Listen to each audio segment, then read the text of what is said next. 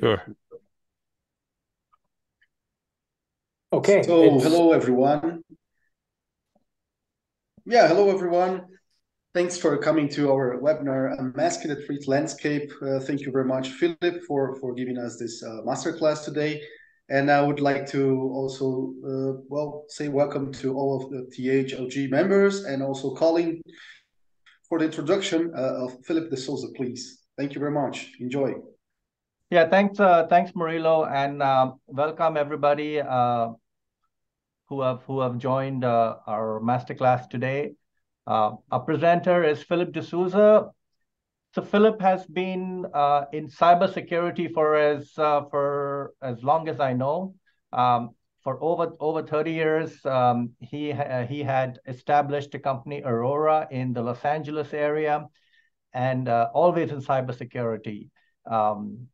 And he is the right guy for us to tell us about the strategies for defense and what we need to do. At least lay people like you and me who are not computer experts, I'm sure he will lay it out step by step for us. So Philip, the floor is all yours. Thank you, Colin. If anyone cannot hear me, just do a little thumbs up or wave your hand on Zoom. We're going to keep this as casual as possible because this is like going to the doctor's office, right? You say cybersecurity and suddenly your blood pressure starts going up. And so the idea is a couple of things. I've done this long enough that I want to keep it as simple as possible and without compromising the information that I'm going to give you. And the key here is strategy. So I'll give you a little background as to how I came about to talk about cybersecurity strategy. And at the same time, I'm going to share with you a few tools that we use in running the business that I use. And you are all business leaders. And I hope that, it's not just cybersecurity, but it's more important to get the information to the people who actually need it. So the first thing I usually do in any meeting, and Colin, we're going to get a copy of this presentation to people involved here. So you email Colin or whatever the admin process is, and I want you to have a copy of this presentation. So when I'm setting the tone for the meeting, I always put this first slide, right? What's the intention of the meeting? What's important and what matters, right? And so today we're going to talk about cybersecurity, that it's important that we take away all the noise around this and purely talk about the essence of cybersecurity and keep it simple enough that you can go back to your teams and say, look, this is what's important to me, and I don't want to challenge my IT guys with long words and three-letter acronyms and look smart. I need the basics, right? It's again, if I'm comparing to a doctor's visit, I need to know my blood sugar, I need to know my blood pressure, I need to know my pulse. These are basic things to tell me I'm healthy, and I don't need to look at ECGs to decipher. So my objective is to keep it simple, yet give you what's critical here. So let's start with the fact that, Aurora, as Colin had mentioned, is now a 30-year-old company. It's part of a public company. So most of this information that I'm sharing with you is public. And if there's anything that you need, you can always email me, call me. I'm not revealing anything, so don't try to go buy stocks of Aurora. I have to tell you that statutorily. So this is our North Star, ladies and gentlemen. This is what we tell our team, right? I tell my team that we're unconditionally committed to leadership in cybersecurity. And that's what we guide ourselves by. And all of you are in transportation. So the idea of, the Viking sailing with a North Star is important. And this is the analogy that we want to lead in cybersecurity. I have about, I'm guessing, 40 minutes. I'm looking at Colin for a thumbs up there. Please, if you have questions, put them in the chat. Colin's going to keep an eye on them. Again, very casual. If there's anything I say that you don't understand, it's on me. It's not on you. So I'm looking at, a dozen people who are going to be empowered and become ambassadors for cybersecurity. So it's important that you get this. So we'll do a quick introduction. I'm going to give you the lay of the land today. I'm using North America as a standard because that's what I'm very familiar with. So I'm going to give you a state of the union of what's happening in North America with a few really fun stories. Okay, we're going to talk about the state of cybersecurity. We're going to talk about the why and how, and I think that's the most important piece of the conversation today. Why cybersecurity, how cybersecurity. So ladies and gentlemen, remember, we're talking about a world of air, right? It's just air. Software is purely air. You can't touch it. You can't smell it. You can't hold it, right? And now there's billions of dollars being spent protecting this air with more air, right? So we can't see this, and this is the world of cybersecurity. So you're not alone if you're nervous, right? And this is what I want to convey to you, and then we'll conclude with questions and answers. So let's start with an introduction. I was finding out how am I going to relate to this group. So here are my bragging rights, right? One of my goals, one of my bucket list was to take my kids to all 7 continents. And so I feel like I belong with you guys because, I'm always hearing about all these beautiful places that you're going to. So January of 2021, we actually reached Antarctica. That's the last check box over here at the bottom. And so we've covered all 7 continents. And as we were talking to Marilla earlier, born in London. Where's London? Right there. Grew up in India, Portuguese last name with a little bit of a Californian accent. So I am a total mess. Most of my degrees are from India. I came to Los Angeles to do an MBA in finance, and I'm now running a computer consulting firm. So it doesn't get more confusing. This is us. That's my wife, 2 kids, Edward and his girlfriend. And to add the international flavor, girlfriend is from Spain. So we feel like we belong to this world community. I do ride a Harley for fun. And then part of our family is a nonprofit called Aniti, where we empower underprivileged children who've never seen a computer before in their lives. And we're actually looking to grow. So if any of you have any ideas on how we can grow, I encourage you to please, send us some more spots where we'd like to grow all over the world to help more kids. That's our life mission. So now, where are we today, right? You're going to hear this often when you're talking to people like your IT guys, and if there are any IT guys, due apologies. But the term that we always use, and give me a second here to make sure I'm at the right slide. So the term that we use, why am I not getting these slides on? Give me a second, please.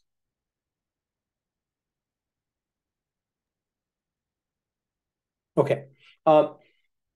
There are, in post-COVID, every year after year, and am I doing okay with my screen share?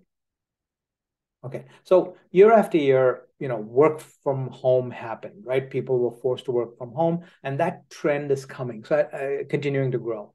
At one point, ladies and gentlemen, the growth of people working from home was 1,113%. That's how much it's exploded because we hired more people, the workforce grew, and today your employees could be anywhere. They could be in India, they could be in Philippines and East Europe, wherever the cost of hiring is lower. Today we refer to that term as work from anywhere.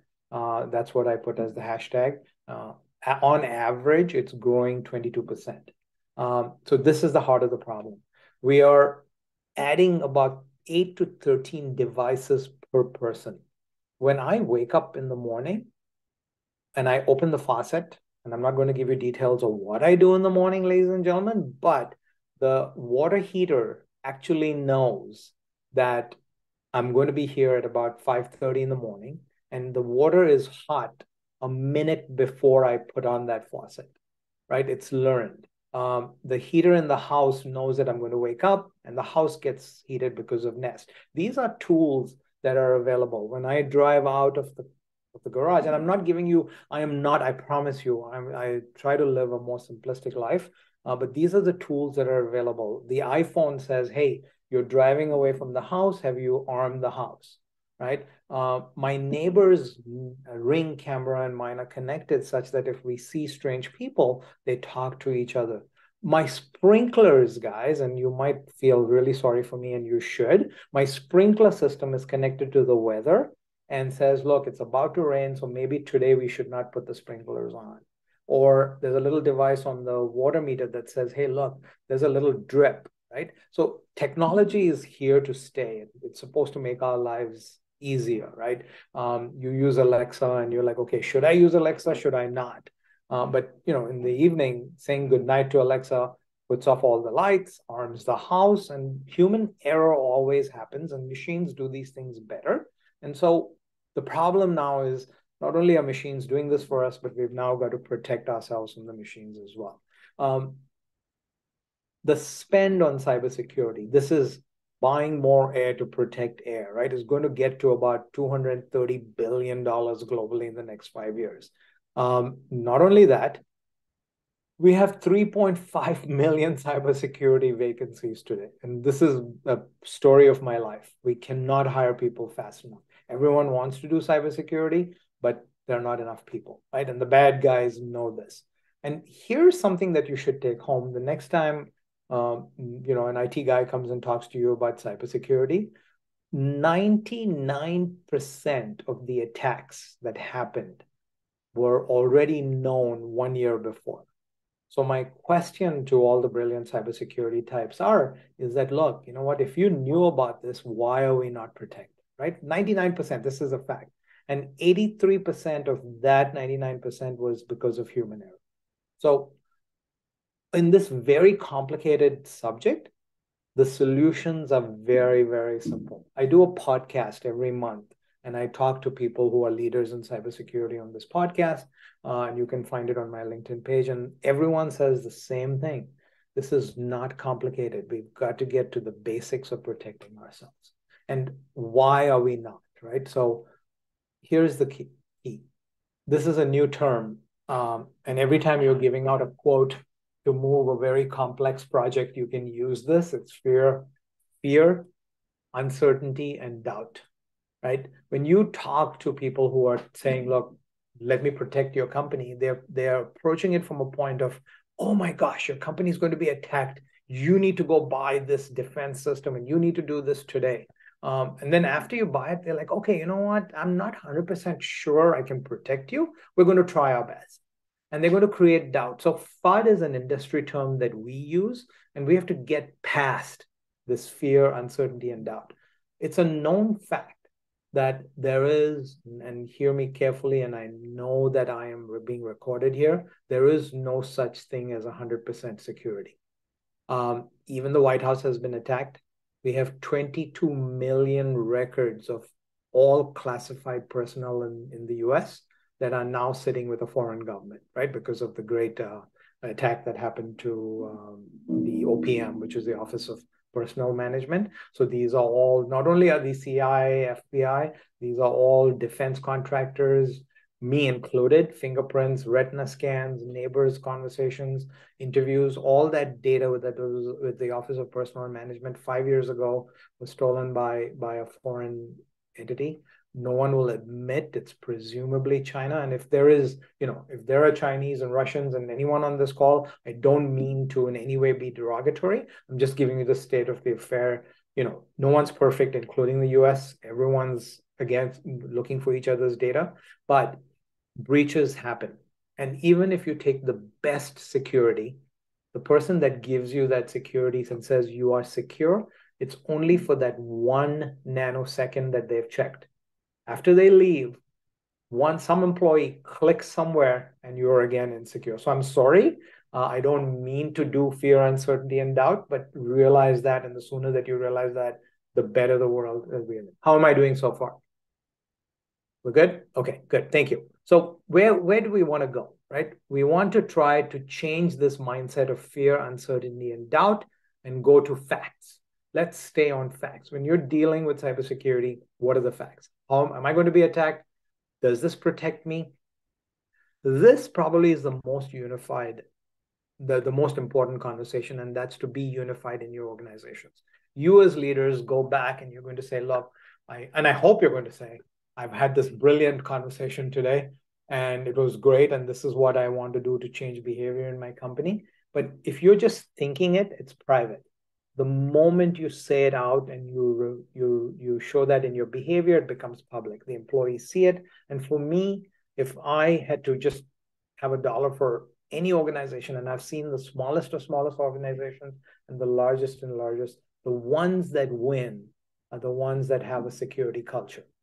So we've done some crazy things. We've taken USB keys and in a very, very large California university system, we've thrown little USB sticks all over. And everyone knew that we were coming, okay?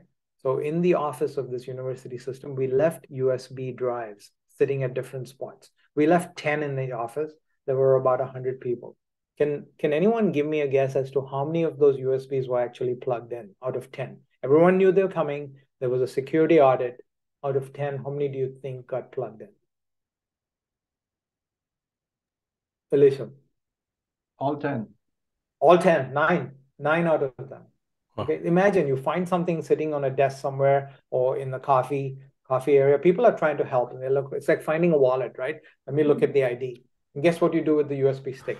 Plug it in. We've had guys dressed up as FedEx office employees with a truck with a FedEx sticker on it saying, look, we're come from this company. We come here to pick up the machine for repairs. We have walked in and disconnected a server. And the guys have said, yes, go ahead. So we trust. It's like, walking into church, or it's like walking into the local police station. You trust the environment you are. And so you have to rely on facts. You have to pass on a unified message. And last but not least, you have to be very definite on your actions. So this is the mindset that I encourage our executives to be in, is to take away the fear, uncertainty, and doubt, and to work more on facts, unified as an organization, create that culture, and be definite. Okay, let's get just a little technical. I promise I'm not going to get too technical about this. So basically, here are the top 8 areas that we get attacked on, right? This is what we're seeing most often, and this is what creates ransomware. Malware is very simple. You install a software somewhere in your system. Phishing is an important one, and I'll show you some examples of this. Phishing is where if someone wants you specifically, and Natalia, I'm going to pick you. If someone wants to attack you, they're going to find a way, right? And therefore, I say there's no such thing as 100 cybersecurity. So if Alicia's got the secret recipe to the best pasta sauce in Italy, and I want it, I'm going to find a way. It takes me like literally $15 for a piece of software that I can load, and I can appear to be Alicia's friend on Facebook and go, oh, we had this great session today on cybersecurity, and I took a picture. And Alicia thinks it's Natalia, right? But it's me sending this picture with malware on it. Alicia clicks on it, thinking it's coming from Natalia, and his machine's infected. I have control of his camera, his keyboard, all for $15. Again, this is not FUD. This is not creating fear, uncertainty, and doubt. This is giving you the facts to be aware, right? Ransomware, of course, is taking over your entire system and saying, look, give me 100,000 crypto till I know. Denial of service is just keeping on sending stuff and shutting your website down, right? It's keeping on attacking your servers. The man in the middle is one of the most common ones that we're seeing right now. So all of us have these keys that you get on your phone, right? It says, look, before you log into the bank, I'm going to send you a token. You pull it up on your phone, and you're very happy that you're the only one that can log into your bank account, because the code is on your phone. Well, the guys are getting in between you and your phone. It's very easy, and looking at that number and being able to go in. So we'll talk about solutions in there. Cryptojacking happens in the background. It's the bad guys taking over your company servers and using it to mine crypto coins. SQL injections are these forms that you see where it says, look, we're part of the heavy lift group. If you want to contact us, enter this form on the website. people are actually putting in malicious code in that form. Instead of putting in their name, they actually put in this code and hit submit, and that code gets into your servers. And this, of course, exploits our software that hasn't been updated, that's getting in through that kind of software. Okay. Again, if you have, Colin, I hope you're keeping an eye on the chat, please. If there's any questions, or raise your hands in here and let me know if I can get a little more technical. So after you hear this and you sign off, I am a happy person. Okay. Here is the critical slide. What, why, how of cybersecurity.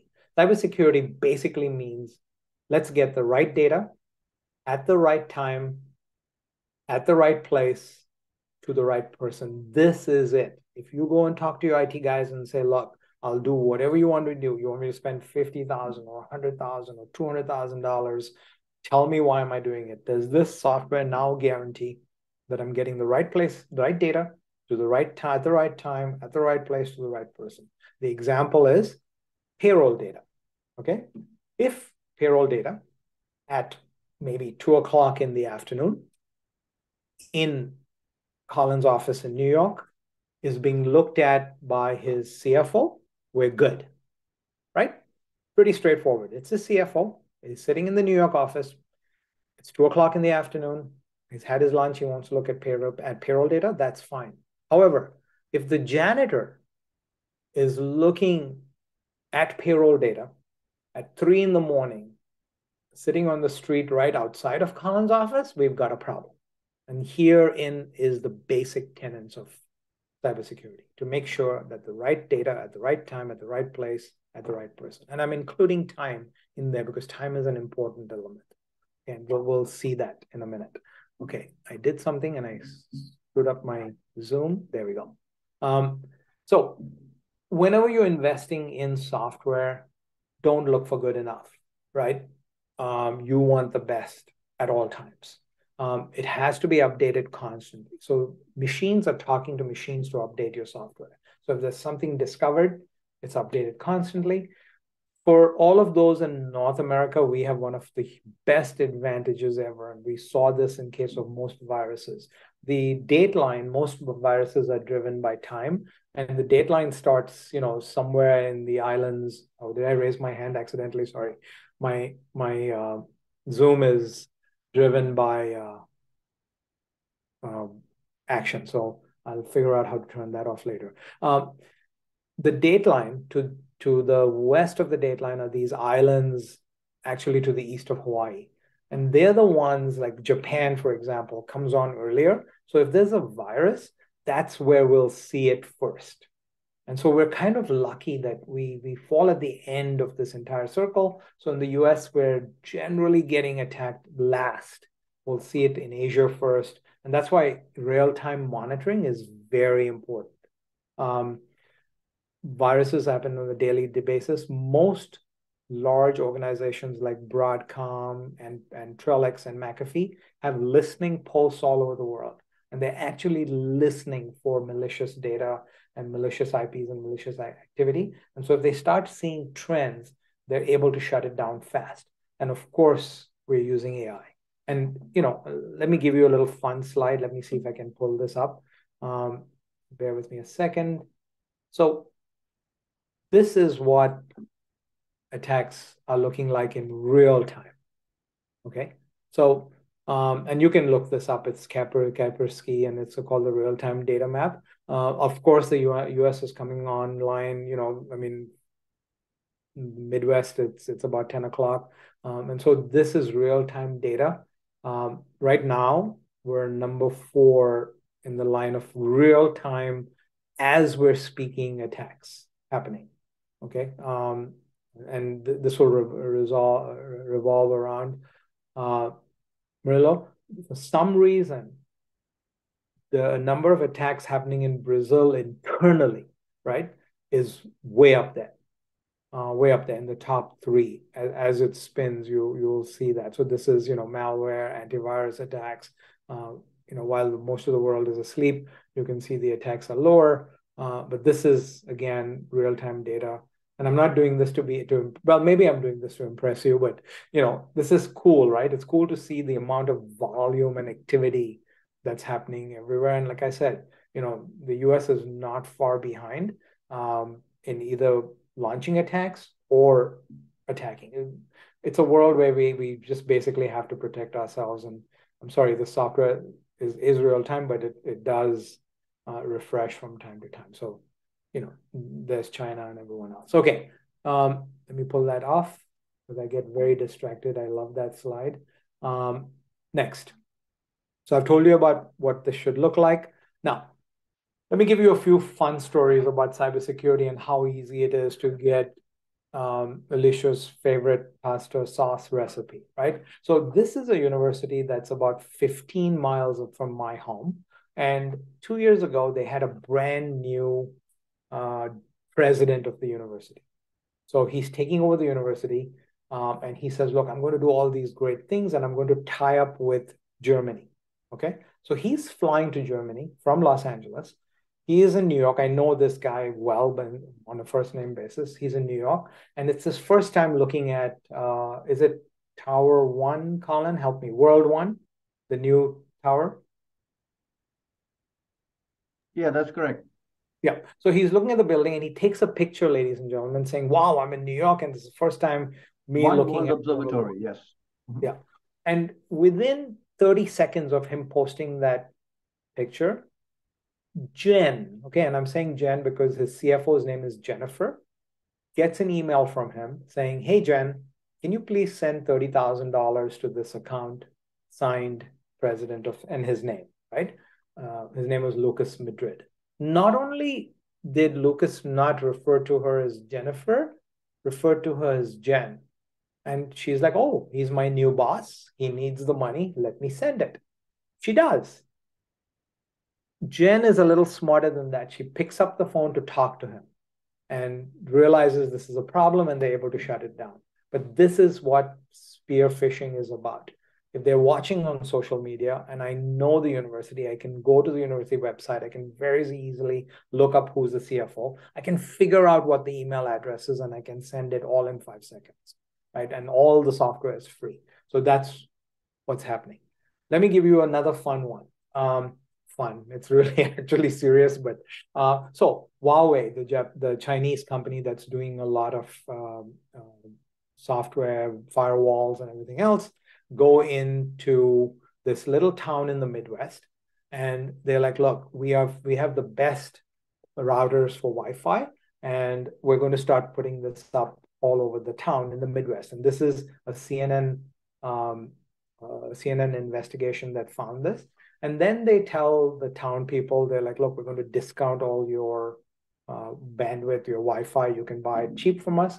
And then they say, hey, look, we're going to put up traffic cameras all over the town. And it's a Chinese-owned US company in this small little town. And this investigation just finished in 2022. And it turns out that they're putting up the traffic cameras and the local residents are very happy, saying, wow, what a great company. They're giving us traffic cameras. And they were actually trying to watch the silos, the nuclear silos. So this is a real story. This is happening today, right? Despite how brilliant we try to appear with cybersecurity, we can't protect everything. And the idea is, look, you know what? You're not the only ones if you're feeling like, oh my gosh, what's happening with cybersecurity? Luckily, the FBI and the CIA found this out, shut down the company, and blocked the routers. Here's a good one. So I was actually talking to an FBI agent. This is the guy who arrested the Queen of Cuba. If you know the story, she was a great spy she was a double spy. She was a US citizen spying for the US in Cuba, and then turned and started giving information to the Cubans. And he's the guy that arrested her. It happened 1 week after 9/11, so it didn't get much attention. However, I was telling him the story about the CNN, and he's like, Philip, let me tell you a very simple story. The Russian embassy in DC is on Mount Alto. It's at the highest point in DC. The Americans have actually given the Russians this spot, and it makes it perfect to spy on any kind of intelligence happening or any kind of communications happening. So this is happening in broad daylight in today's day and world. last year, the Chinese sent to the US a proposal to build a pagoda, $100 million pagoda in DC. And the plans were approved, the spot was approved. And the only thing that caught attention was that the Chinese said, look, we're going to send all the equipment for building this pagoda in diplomatic pouches. And the FBI found that to be a little strange and said, okay, let's inspect some of these. Now, it's a diplomatic pouch, so it can cause an international incident if it's open. But they did and found that there was spy equipment within the parts of the pagoda. So that got shut down very quickly. Again, you can look this up. You can Google this. This is public knowledge. This is happening in broad daylight. Each country is trying to, jockey for position with data. Good so far?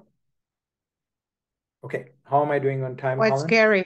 Oh, no. Isn't it, Natalia? It is, right? Yeah, And it is. what, I think we all were kind of relaxed and before this masterclass, but hearing this information, that's kind of scary.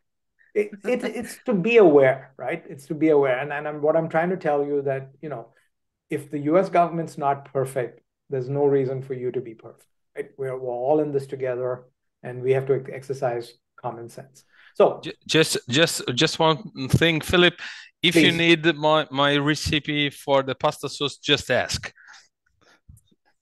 Signore, I'm going to come to Italy and we're going to have pasta together. It will be for free. No need for fishing. No need for fishing. Okay. Fishing software. Okay. Thank you. So, here are the most common attacks in your industry. Okay. Nothing special. I'm sorry. This is happening in all industries, but here are the top 6. Ransomware, phishing, supply chain, of course, right? I mean, every one of your reefer containers is a point of attack because it has this little device that tells the captain of the ship what the temperature of the sushi jet moving from Japan to Los Angeles is. And that's happening in real time, and that's a point of attack. Insider threats. Earlier, guys, your employees were sitting in an office and you knew exactly where they are. Today, your insiders, the guys who you're giving access to, could be sitting in India and the Philippines, could be sitting, in East Europe, anywhere. And these are your employees. These are people who are badged and have access to your systems. So, and of course, IoT, as I told you, right? The Internet of Things. Every single device, your watch, your phones, your temperature controller, all has points of attack. What needs to be done? Robust security, train your employees, and regular assessments. These are the 3 things that should happen for your industry. Now, your employees, I tell people that my employees are like my kids. We can't live with them. We can't live without them, right? Someone's going to click on something somewhere. And that's what keeps companies like me in business, because we're human. It's Thanksgiving in the United States. Someone's posted a great recipe to make cookies, and someone in accounting is going to click and say, I need to impress my family. Click on this recipe for cookies. I've moved over from pasta now to cookies, Alicia. And this is what happens, right? You infect your networks. So, sorry. Okay. Relatively in 2022, there were 3 big attacks in the business: Expeditors, Bay&Bay, and of course, TFI. And it ranged from 6 million to 40 million. I'm not going to bore you with the details, but infrastructure and utilities, including gas, water, and transportation, are definitely a focus. And it's important that you spend the culture of cybersecurity with your companies. Now, the main areas of attack, right? All of these, and this was some interesting research that I had my team do that's specific to transportation, is that we're seeing a common thread that most attacks are phishing attacks, are spear phishing. They're targeted to take certain people or certain companies down, which was very interesting. The people were not necessarily after the data. They were more after the actual systems to compromise the system. So take that and act on it as you feel. So again, this was a known target for transportation companies, Europe, and it was, the first attack was in a US-based company. And again, spear phishing emails, right? Specific emails. This was much like the email that Lucas La Madrid got, saying, hey, look, send $30,000. It was a spear phishing email, meaning it was specifically targeted to a certain person. Again, LockerGo got very similar ransomware attack, and it was a combination of spear phishing and just brute force, meaning they emailed hundreds of thousands of employees within the organization. And of course, somebody is going to click. Okay, a networker targeted more industries than transportation, but transportation was a known one, and they were looking for vulnerabilities in software. So it's a lot of the software that you use, and remote access, right? This is an employee sitting somewhere else trying to log in, right? And Egregore, again, here, was not specifically transportation, but again, phishing. The common theme that I'm seeing here is more phishing attacks, more attacking the people than the system. So that was a trend that we found. Now, this is a summary. I'm not going to bore you with this, but I just gave you a summary about the unique references. When you ask for a copy of the slide presentation, I've also included the reference points as to where all this information is coming from.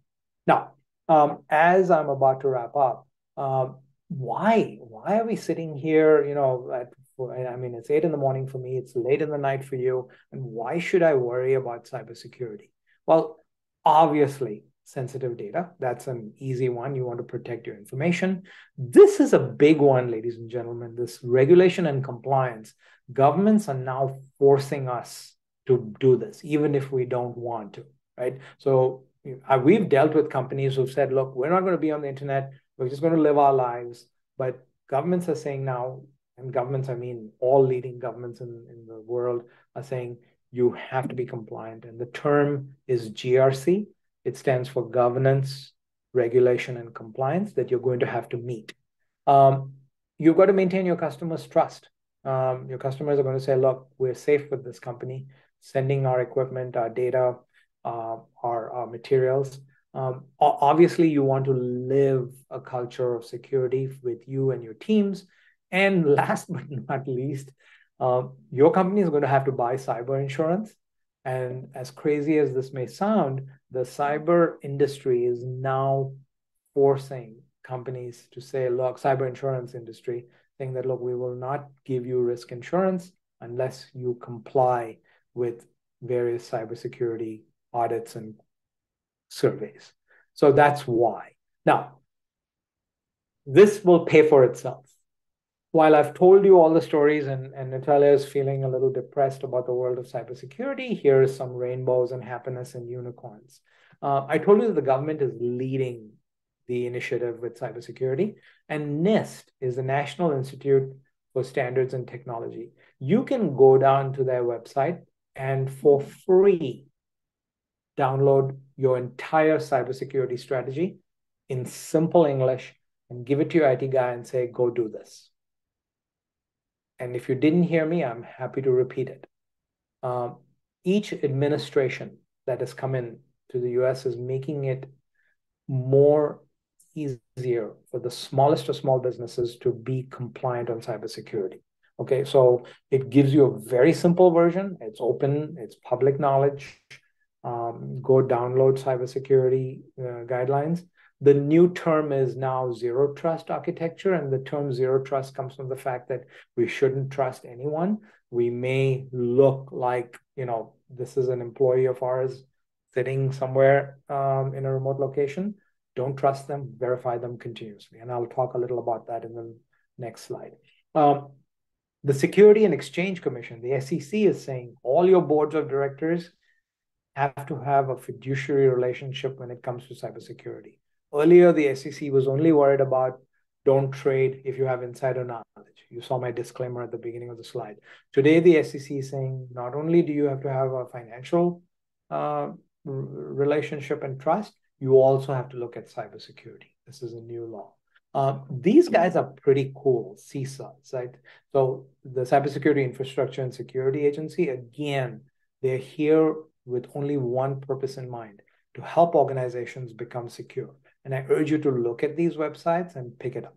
Now, I talked about cybersecurity insurance and how adhering to the requirements for cybersecurity insurance actually protects you.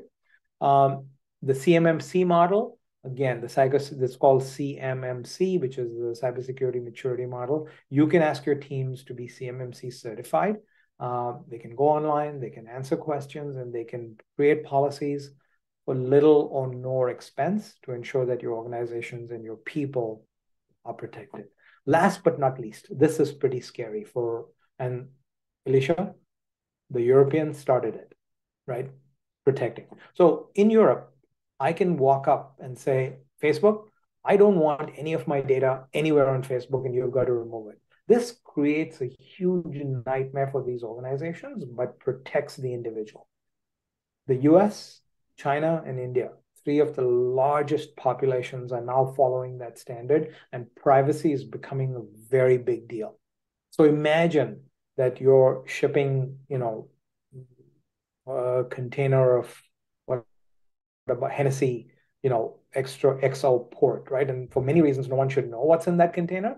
But companies are now saying that's my private data and I want it protected. And privacy is becoming a big issue all over the world. When you go onto websites, you hit a little button that says allow cookies, right? Do you see that very often? We have 50 states in the US. Each state is now telling businesses how to manage that data. Some states are saying, we don't care who hits allow and don't allow. Other states are saying, you know what? We want you to track all the people who say don't allow those cookies and report to us. So for each of the 50 states, that privacy data is being handled very, very differently. So that's the GRC, that's the governance, regulation, and compliance that we're going to have to meet as organizations. I just picked a little bit from NIST just to give you a little appetizer and tempt you. So this is what NIST says, right? With any kind of cybersecurity. Colin, are we saying hi to Mary? So identify the area, protect it, detect it, respond to it, and recover from it, right? And guess what happens? Once you do that cycle, you start all over again, right? You constantly identify, protect, detect, respond, and recover. And NIST explains this much better than I am. This is my cybersecurity guru moment. What is cybersecurity? Everyone in your organization, people will hold on to a piece of cybersecurity and think they've got the answer to cybersecurity. For me, it's like the blind man and the elephant, okay? Each one holds on to one part. And the guy in the store, so why these guys are blind and why there's an elephant in the forest, I don't know. So please do not ask me, Alicia. But the story goes that these men are walking through the elephant. They're blind. They're walking through the forest. They're blind. First guy holds onto the elephant's trunk and says, oh, it's a big snake. And one guy says, no, no, no. It's actually a tree stump, and he's holding onto the leg. And the guy who's holding onto the tail says it's a furry mouse. This is our idea of cybersecurity. So communicate, communicate, communicate. I talked about cybersecurity culture. Get your team together and talk. And not only should you have it in your mind, your behavior should reflect that you are protecting your organizations. So here's your checklist. The first things first.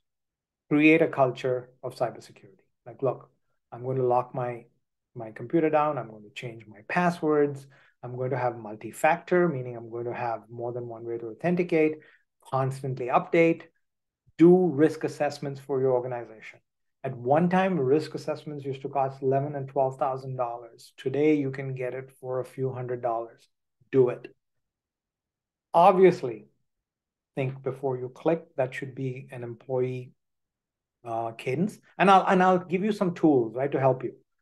Train your employees, and of course, backup. So here's the good news and the bad news, as I see Natalia just holding her head like this going, oh my gosh. With backups, guys, if your data is infected and you back it up, you're backing up infected data, obviously. So it's no good, right? So we have a term called last known good. So you want to back up, a few days, a few weeks, a few months of data. And your IT guys are smarter than I am, and they'll be able to tell you this. So here are a few tools that are frequently used, and you may be using them in your organizations. Okta is a single sign-on tool. So I can go to Okta and say, look, I've got 200 employees, and I need them to have access to Microsoft.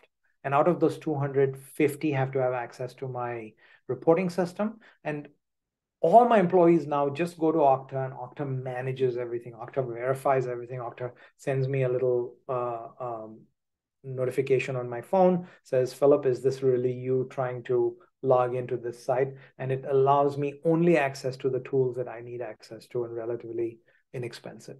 Plurilock, in full disclosure, is the company that I work for. And our tool is extremely simple.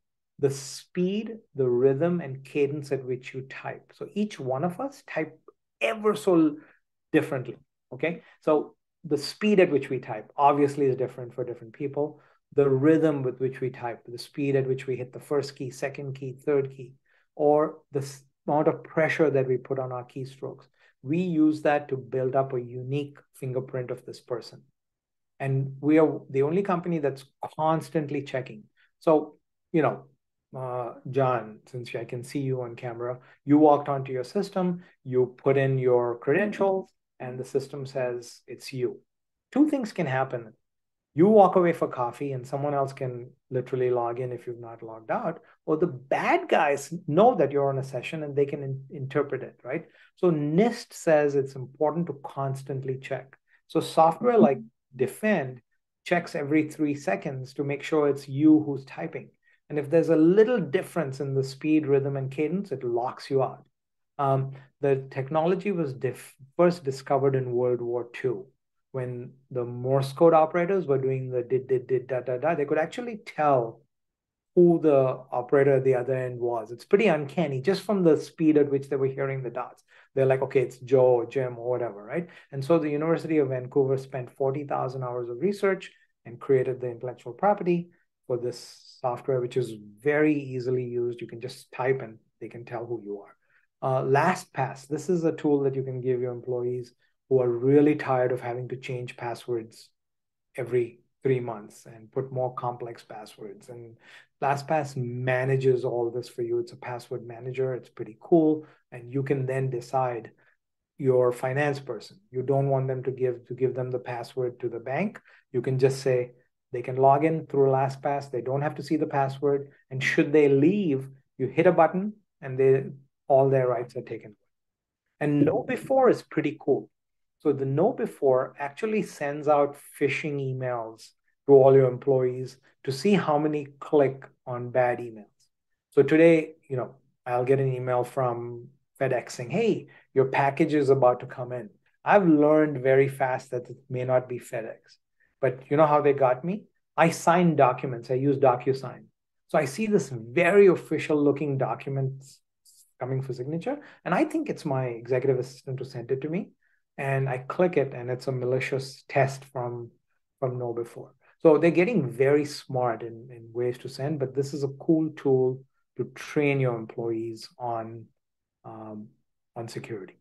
So that's it, ladies and gentlemen. I think I'm approaching the end of time here. I see something in the chat.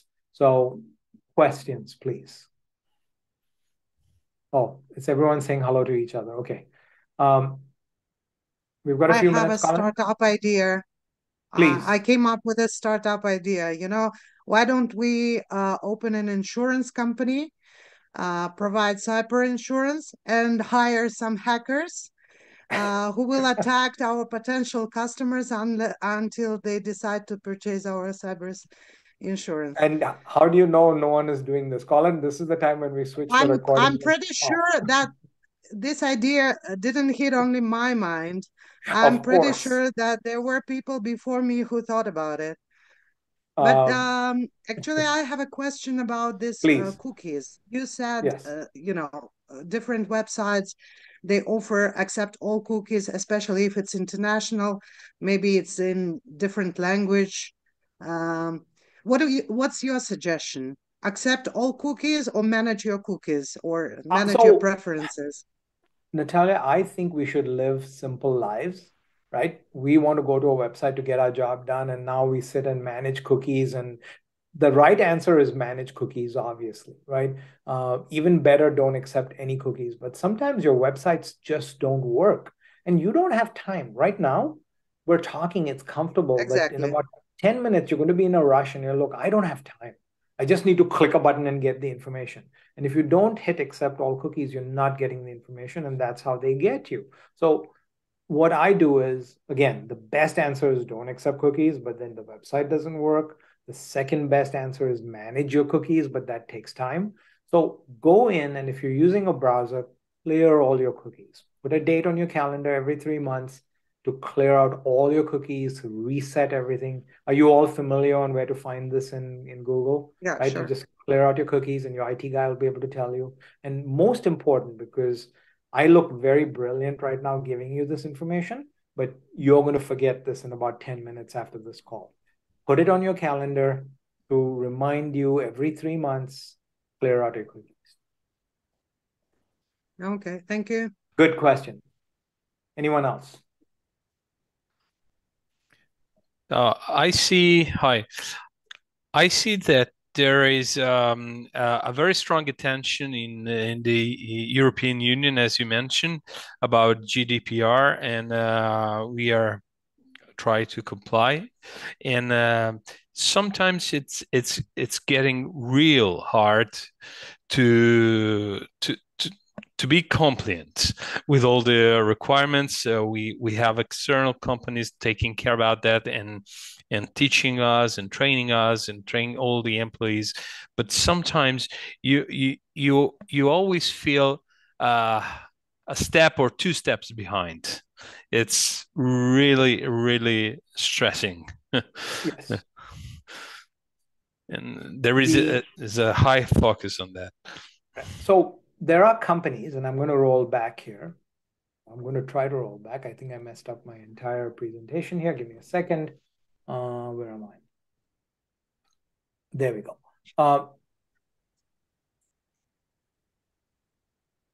Okay, I rescued that. So this CMMC model, and you can look this up, Elisho, talk to your IT guys. They provide you templates to be compliant. And their job is to constantly update GDPR templates. So they use software to make sure that every day as the GRC laws change, that you are in compliance. Now, I make it sound easy. It is not. This is why you need, IT cybersecurity consultants to help you with tools like CMMC to meet GDPR needs. And I apologize for all the acronyms. Someone once told me every time I use an acronym, I should put $1 in the jar. So very simply, use the cybersecurity maturity model certification templates to meet the general data protection regulation. Thank you. It's a very good question. Anyone else? Hi. Please, hi. Being an IT guy myself, of course, to a much smaller size and having to deal with smaller issues than you have to deal with, I just wanted to focus on the part that you said that the attacks are now shifting from the systems to the people specifically. And this is what I was I'm always thinking that, in my personal view, maybe the weakest point or the most vulnerable point of each company, you can upgrade the systems, update them, change your passwords, make them complicated. But for me, the most possible point of failure is the person itself, the wrong email that he will click on, and then all your files will get, let's say, hijacked, or the phishing attacks. And for me personally, this is my biggest concern: the how to train, how to make everyone, let's say, commit in because I see, and it's logical for me, that people that are not involved in the IT section or the security section do not give it sometimes the importance that this issue has. Okay, it works. I'm fine with it. Let's go on. And sometimes I don't know how I can deal with this to make people commit that this is such a big deal to deal with. And so you opened with the comment that you think that your issues are smaller relatively to mine, you undoubtedly are the most important person on this call because you are the front point of entry. You are protecting the people. And the only way for the bad guys to get in, majority of them, is to find employees. So we say always, we're always talking to the IT infrastructure first, right? And you're right. I made the comment that our people are like our kids, right? We can't live with them. We cannot live without them, right? And it's human nature. It's human nature to click. And the bad guys know this. The bad guys study human nature. They know that, okay, before Christmas, let's put out, links to free music, to free cookies, to whatever, right? And they go by seasons. They are studying this. And it's a constant cat and mouse game where the good guys are trying to protect themselves and the bad guys are trying to find new ways to get in. And human nature is the basic weakness. Or the basic strength, depending on how you look at it. So here are a few tools. I've said culture. Take it from me, right? I've grown a cybersecurity company in the last 5 years, double digits, and we deal with companies from all shapes and sizes. And it's the employees that are the most important part. Tools like KnowBe4 are great. If you haven't used them, use them. There are 2 or 3 different tools, and if you email me, I'm happy to give them to you. And you can Google them. But these tools will always send out tests to the employees. So they send out test emails. They're fake, so you can't cause any harm. But if you accidentally click on it, they keep the score. And you should share that in a team meeting saying, hey, look, we sent out 150 emails, only 3 were clicked. Let's aim for 0, whatever compliance, right? Tools like LastPass and, as you know, Microsoft and 365 actually force the employees to change their passwords. Now, Natalia is not holding her head here right now, but passwords are a pain, right? I mean, think about it. Like let me see if I can do this, but I have a password generator that I use constantly. I am now up to 20 digits. So this is LastPass. Okay. So I can bring it up and I can say, generate a password for me. Look at this. I'm now generating 20 character passwords and they're not enough because the computing power is so strong that they can break through in about 3 months. They can break through this password. So the tools now that are happening, and here's the good news, is that companies like Microsoft and Facebook and Google are saying, before I give you the answer, kids nowadays, right? Now, I can't pick Colin because, Colin was probably born the day I opened Aurora. So I need to pick someone with a little more gray hair. Back in the day, we had tapes for music, right? We had cassette tapes and then we went to DVDs. And remember having to fast forward. I mean, all of you guys look way too young. Having to fast forward and rewind on those cassette tapes to find the right music to impress our date. Today, a kid walks into the room and says, hey, and I don't want to say it because someone will pick it up here, but, Alexa, play my favorite song, right? And Alexa plays it. So the days and age that we live in today, I can walk into a room and say, hey, Siri, what's the temperature? Or what's the same thing with passwords. Today's millennial is saying, why do I have to remember passwords? You can look at me, you can see how I'm typing and figure out how to protect me. Right. And so to answer your question, artificial intelligence is now kicking in to help with protection. And so new systems and companies like Microsoft and Google and Facebook are giving away this technology for free.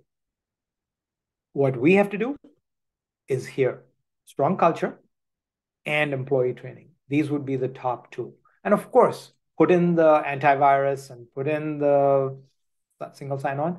But from a culture point of view, life is going to get better when it comes to employees, asking employees to do things. We no longer have to do it.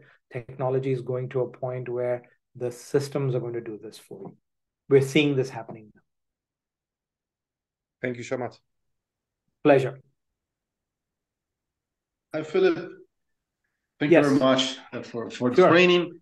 And I have a question here. So we have been discussing the past years about some security issues or risks using WhatsApp and the Meta and all this cookies that how it works. So we took this opportunity to develop our own app, but of course we still have some issues with the app because it's not the same like WhatsApp. But we saw that these days, I think UK or England just are trying to block WhatsApp because of this privacy issues. So how do you see for us, or let's say not as a group, but as people sending messages on WhatsApp? Now, sometimes we talk about, of course, we talk about money or talk about everything. And are we really unprotected using WhatsApp? What is the disadvantage using this this messaging systems? Because nowadays we see more and more that they're we have also, of course, the Teams from Microsoft, which is still not the same like WhatsApp, but it's becoming like almost like an email. So customers are exchanging information, and not only as private but also for business. So how do you see that? The technology is getting better. So we cannot compete with WhatsApp, right? WhatsApp is owned by Meta, by Facebook. They're spending millions, if not billions of dollars developing it. Yes, it is end-to-end encryption, so your data is safe. If there's an FBI deposition, they will open it up and they will share the data. But for the most part, it is safe. However, WhatsApp doesn't work, I believe, in the Middle East, and now is being blocked in certain places in Europe as well. So it's a constant evolution. There are other softwares like Telegraph and Signal that are now competing with WhatsApp for that same space. My basic tenet is this, right? Rather than trying to chase the solution, Marilla, you got to make it easy for your employees to do work, right? Today, a lot of stuff that should be happening on email is actually happening on WhatsApp. And so you got to have a WhatsApp desktop loaded and take the data from there and put it onto your email. Encrypted email is one of the basic ways to get confidential information, and that's where it should be. Okay, one of the biggest breaches that happened today in the US is happening with real estate. And can I just share, do you have like 30 seconds for me to share that story? So real estate, realtors are the most disorganized group of people in the US. You're trying to sell a house, you hire a realtor, they go put up signs on all the streets, then they have people come into the open house, then they serve you snacks, they talk about the house, and they go pick up their signs and go home, right? And they're trying to do this all on their phones. And the bad guys know this. The bad guys compromise the realtor's phone. They watch as the transaction is going on. And just before someone's about to buy a house and put a down payment in, an email goes from the realtor to the buyer saying, oh, you're getting the house, put $100,000 in this account. And the person's all excited. And they go, oh, yes, we won the house. Let's put the $100,000 in. Guess what happens? It goes into the bad guy's account, and there is no recourse because the bank did not ask for the money. There is no insurance that covers it. And the homeowner, the potential homeowner, is voluntarily given $100,000 as a down payment to the bad guy.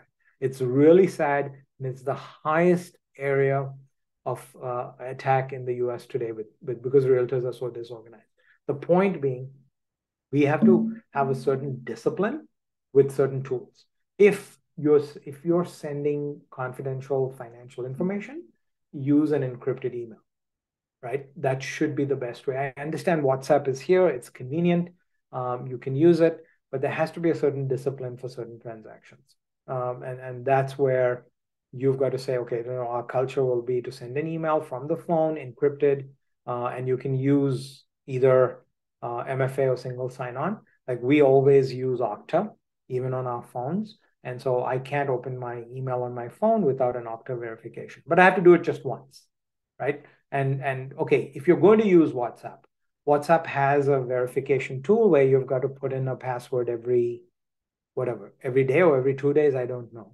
But turn that feature on, right? So that's a double verification that your WhatsApp is not hacked. Julia, I see a little frown on your face. Are you familiar with that security feature on WhatsApp? No? Okay. Look it up. Who's IT to the group? Andreas.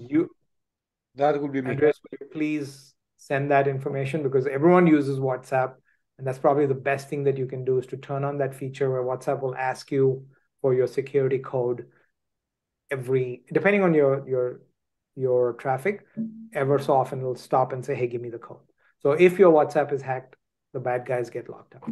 It's a simple fix. Again, to answer your question, discipline and using the right medium to send the right information. Yeah, I think, yeah, go ahead. Anybody else has a question? Yeah, I had a question regarding Telegram. You mentioned Telegram is competing with WhatsApp, but I've heard an opinion that Telegram is more safe. That is why a lot of people migrated actually from WhatsApp to Telegram. Although me personally, I don't like it. But what's your opinion as an expert? So, look, here's Natalia, here's what I believe, right? WhatsApp, everyone, even a fruit vendor in Bombay, literally. So my aunt lives in Bombay, right? And she's 90 years old, and I want to be nice to her, and I want to be able to send her medication every 3 months. My chemist in India is on WhatsApp, and it's so easy, right? Like, hey, hit a button, he's there. Can you imagine me trying to tell him to get on Telegram or to get on Signal? It's impossible, right? We have to talk about the ease of doing business. So yes, while certain systems are stronger, they're not necessarily convenient. And so the common sense answer is absolutely use WhatsApp with care, turn on security features because it's very, very, very convenient and you can't beat convenience, but reinforce it with security measures. And if you're going to send money, use certain stronger tools. PayPal is relatively strong, but Zelle and whatever else you're using, use certain tools that have got encryption in place. And it all depends on what the instance is, right? If I'm sending money to India, I use HDFC Bank, and I just told you this, and I've just given you some private information, but HDFC Bank is very strong. They'll send me a little PIN code, and they'll make me pick the correct picture, even if I'm sending $10 over to the chemist in Bombay. So the key is have the discipline to take just a little longer to enforce security. At the same time, remembering it's convenience, right? Because if you go out and say, I'm now going to start using Telegram with this group, they're going to be like, oh my gosh, really? Seriously? We're all on WhatsApp. Let's use WhatsApp. So that's where the bad guys know this and take advantage. And where our countermeasure is to put in these security measures on top to make sure that we're safe. Okay, thank you. Great. So I've put up my email here. Find me on LinkedIn. I'm happy to help with any kind of information. We'll share the presentation and any questions that you have. And thank you as you go forward and make this world a safer place. Yeah. So Philip, thank you very much for giving us knowledge on cybersecurity. I think other than Andreas, who lives IT, for us, this is interesting information. Even though we know about it, now we know a little more about it. And for those of you who still have questions, you can reach out to Philip or contact us through XCOM, and we will get the information to Philip, and we will also share this presentation for everybody. For those of you who don't know who's sitting next to me, this is our ex-administrator, Maria, from THLG from Greece, visiting here in New York. So it's a surprise that, I thought it's nice that she comes here so you all can see her as well. Hello to everybody. Hello, Maria. So happy to see you. Ciao. Yeah, good to see you. Ciao. But again, I think this was very educative, and maybe if everybody can turn their cameras on, Andreas, maybe you want to take a picture for our social media. And I'm going to sign off after we after I smile for the picture. Guys, thank you very much. This was a pleasure. Of course. Thank you. So everyone, Thank Thank you you. very much, Philip. Thank you very turn on much. the cameras, Thank you. please. Thank you. Bye. I Bye, just guys. have a question: how to disconnect Alexa? Alexa has a mute button on the top. No, completely. I better turn off the light myself Okay. rather Pull out than the internet risking plug. being attacked Andreas, you through take Alexa. it? Yes, one moment. Okay, we are ready. Picture taken. Thank you. Natalia, the answer is invite me to Kazakhstan. I'll show you how to do it. You're Okay, always guys. welcome. Okay. Thank you. Take care, Take care. everybody. Thank you very much. Okay, thank you so much. Thank you. Bye-bye. Bye. Bye. Thank you. Bye bye. Bye-bye.